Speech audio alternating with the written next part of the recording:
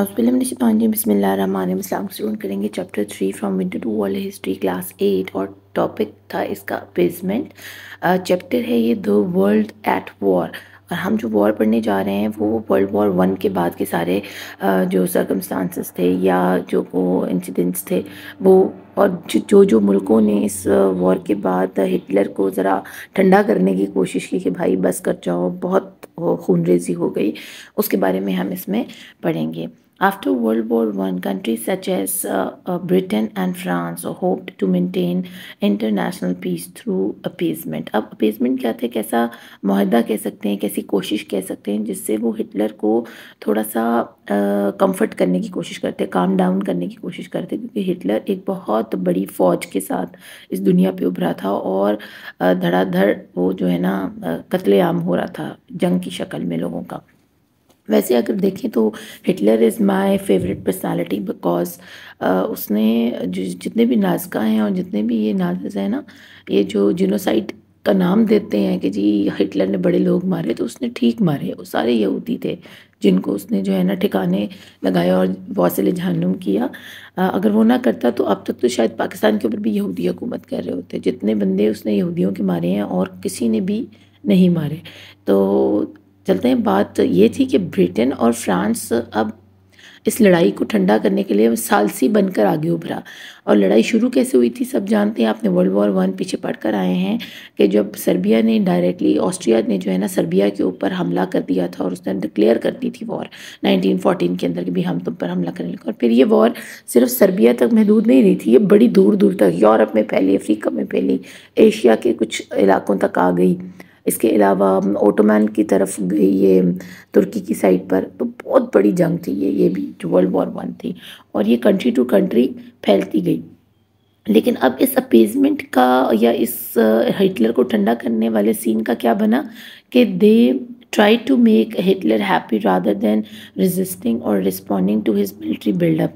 उन्होंने गुस्से से उसको नहीं रोका, उन्होंने प्यार से रोकने की कोशिश की। उन्होंने रेजिस्ट नहीं किया, उसने ये नहीं कहा ब्रिटेन और फ्रांस ने कि तुमने जितनी आर्मी बनाई है हम भी तुम्हारे मुकाबले में आर्मी लेकर आएंगे अगर तुमने ये सब कुछ ना रोका।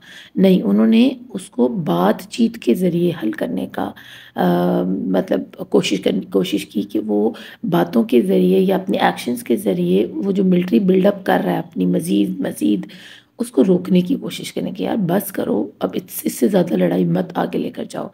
अनफॉर्चुनेटली हुआ क्या, the policy of appeasement backfired as it made Hitler bolder and allowed him the time to heavily reinforce Germany's armed forces। अब हिटलर क्योंकि उसका कहते हैं सर में दिमाग ही कोई नहीं था, उसको लगा कि शायद ब्रिटेन और फ्रांस मेरी बिल्डअप आर्मी की वजह से खुश हो रहे हैं, ठीक है, क्योंकि वो रेजिस्ट नहीं कर रहे थे, वो रिस्पॉन्ड नहीं कर रहे थे, वो गुस्से से नहीं कह रहे थे कि इसको रोक दो। अब जैसे फ़लस्तीन के ऊपर इतना जुल्म हो रहा है, कोई भी मुल्क गुस्से से यहूदियों को नहीं कह रहा, इसराइल को नहीं कह रहा कि स्टॉप इट, ठीक है ना, दैट्स इट। लेकिन यही काम हिटलर के साथ हो रहा था। अगर कोई भी मुल्क उठकर आंखों में आंखें डालकर, कोई पावरफुल मुल्क इसराइल को बोले कि that's enough, stop it now, तो इसराइल रुक जाएगा, लेकिन ऐसा कोई नहीं कर रहा। इस सेम यही केस हिटलर के साथ हो रहा था कि कोई मुल्क हिम्मत ही नहीं कर रहा था, बस मीठे लफ्ज़ों में उसको रोकने की कोशिश कर रहे थे। और हिटलर क्योंकि आधा पागल था, उसने वो समझा कि शायद ये मेरी तारीफ़ कर रहे हैं, उसने और अपनी फोर्सेस को बढ़ाना शुरू कर दिया जर्मनी के अंदर, और ज़्यादा बिल्डअप करना शुरू कर दिया, और उनके अच्छे हथियार और उनके लिए अच्छी तरह की जो है ना समझ लेंगे ट्रेनिंग्स वो स्टार्ट कर दी। Invasion by Japan, Italy and Germany, अब ये भी यही शाखसाना है, यही कनेक्टिविटी है जो कि किसी ने अगर हिटलर को नहीं रोका तो बाकी मुल्कों को भी होश आना शुरू हो गया। उन्होंने कहा अगर हिटलर इस तरह हमला करता जाएगा मुल्कों के ऊपर, उसको फतह करता जाएगा, तो हम क्यों पीछे रहें, हम भी अपने मुल्कों को मज़ीद बड़ा करते हैं, इसी तरह दूसरे मुल्कों पर हमला करके उन पर कब्ज़ा करके और अपनी दौलत में इजाफा करते हैं। तो टेरिटरीज़ और वेल्थ को बढ़ाने के हमले थे समझने, और लैंड को एक्सपैंड करने के लिए जर्मनी, जापान और इटली ने ये काम करना शुरू कर दिया था। अब इससे हुआ क्या, यूरोप के अंदर बहुत ज़्यादा बेचैनी पैदा हो गई, ठीक है ना, हर तरफ से हमले हो रहे हैं, कोई मुल्क सुकून से नहीं बैठा हुआ। It was after the German invasion of Poland, लेकिन जब जर्मनी वालों ने हमला किया ना पोलैंड के ऊपर, that France and Britain went on to declare war on Germany.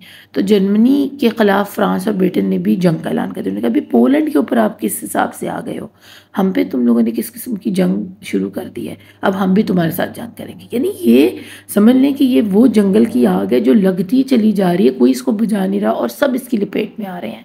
वो सब मासूम इंसान जो कि वहाँ रहने वाले हैं, उनका कोई कसूर नहीं है, बस इनके जितने भी समझ लें रियासत के गवर्नमेंट के चलाने वाले हैं वो बस इस चीज़ में इन्वॉल्व हैं। अब जर्मनी के ऊपर जब डिक्लेयर हुई वॉर, फ्रांस और ब्रिटेन ने जर्मनी के ऊपर वॉर डिक्लेयर की क्योंकि पोलैंड के ऊपर हमला किया था जर्मन वालों ने। इसके साथ साथ आगे क्या हुआ, रईसी कसर जापान वालों ने पूरी कर दी। अटैक ऑन पर्ल हार्बर, उन्होंने डायरेक्ट जाके पर्ल हार्बर जो है उनकी बंदरगाह उस पर अटैक कर दिया। और आपको पता है वो दौर जो था ना, बंदरगाह के ज़रिए तिजारत वगैरह और ट्रांसपोर्टेशन सब कुछ उसी रास्ते हुआ करता था। अब ऊपर से यूनाइटेड स्टेट्स वालों को गर्मी चढ़ गई, दिमाग ख़राब हो गया उनका। उन्होंने कहा जी आपने किस हिसाब से हमारे मुल्क के ऊपर हमला कर दिया। और ये कब हुआ है, जापान ने 7 दिसंबर 1941 में हमला किया है, ठीक है। The United states of America joining the second world war, और अब यूनाइटेड स्टेट भी इस जंग का हिस्सा बन गया है जो कि सेकेंड वर्ल्ड वॉर की तरफ जो है ना पेशकदमी है। और जापान को ये अंदाज़ा नहीं था कि वो अपने पैर पर ख़ुद कुल्हाड़ी मारने जा रहा है यूएसए को छेड़ कर, क्योंकि यूएसए आपको पता है एटॉमिक पावर थी उसके पास, एटम बम बना चुका हुआ था वो। और आने वाले 2-3 सालों में 1941 के बाद 1942 में रिटेलिएशन हुई फ्रॉम यूएस साइड, ठीक है। यूएसए ने इस पर हमला किया जापान पर, और फिर 2-3 साल ये वर्ल्ड वॉर अब जो है चल रही है, ठीक है।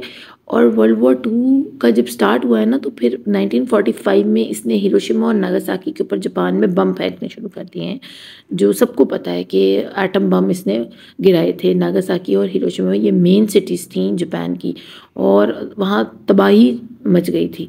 तो ये किसका कसूर था, जापान ने क्यों अटैक किया पर्ल हार्बर के ऊपर, इस लालच में कि हम उसकी वेल्थ ले लेंगे, उसके जो है ना अपनी लैंड को एक्सपैंड करेंगे, हम अपनी बड़ाई इनको शो करेंगे। उनको ये अंदाज़ा नहीं था कि ये तो एटॉमिक पावर बन चुके हुए हैं, तो ये तो हमें फना करके रख देंगे। Following the attack the United state declare war on Japan. In retaliation Japan allies Italy and Germany declared war on the United states. अब क्या हुआ कि जब यूनाइटेड स्टेट ने खुल्लम खुल्ला ये इस बात का इजहार कर दिया कि हम जापान से जंग करने जा रहे हैं, तो अब जर्मनी और इटली भी खड़े हो गए जापान की साइड से कि जी आओ लड़ो, देखो हम तुम्हें मज़ा चखाते हैं। लेकिन इनको ये अंदाज़ा ही नहीं था कि अभी वर्ल्ड वॉर 1 जस्ट एंडेड, ठीक है, अभी तो ख़त्म हो रही है। अब आप फिर पूरी दुनिया में बेसुकूनी फैला रहे हैं और इतनी बड़ी लड़ाई, और फिर यूएस के साथ उस वक्त भी वो पावर ही था, पावर समझा जाता था, ठीक है। अब ये वो दौर चल रहा है जिस दौरान यूएस ने या ब्रिटानिया ने अपना इनखला किया पाकिस्तान में से, ठीक है ना। पाकिस्तान में से उन्होंने आहिस्ता आहिस्ता निकलना शुरू कर दिया है क्योंकि वर्ल्ड वॉर 2 स्टार्ट होने वाली है। और जब वो वर्ल्ड वॉर 2 में इन्वॉल्व हो जाते हैं ब्रिटानिया वाले, तो वो कहते हैं भी टाटा बाय बाय, हम इंडिया को छोड़कर जा रहे हैं, जो कब्ज़ा हमने किया है इंडिया के ऊपर। ये यहाँ लिखा तो नहीं हुआ, लेकिन मैं आपको इसलिए बता रही हूँ ताकि आप जो बच्चे पाक स्टडीज़ पढ़ रहे हैं उनको भी, या हिस्ट्री पढ़ रहे हैं उनको इसका फ़ायदा हो जाए, ठीक है। कि ये वही दिन आना शुरू हो गए हैं कि अब बरतानिया को अपनी पड़ गई है, क्योंकि उसके अपने शहर मुल्कों के अंदर जंग लग गई है, वो हालते जंग में, तो वो बरे सगीर को छोड़कर पाकिस्तान और इंडिया को आज़ाद करने जा रहा है आने वाले कुछ सालों में, आफ्टर दैट वर्ल्ड वॉर 2, ठीक है। तो उम्मीद करती हूँ आपको ये टॉपिक अच्छे से समझ आएगा। बहुत आसान था। अपना खूब ख्याल रखिएगा। Thank you for watching. अल्लाह ने के बाद।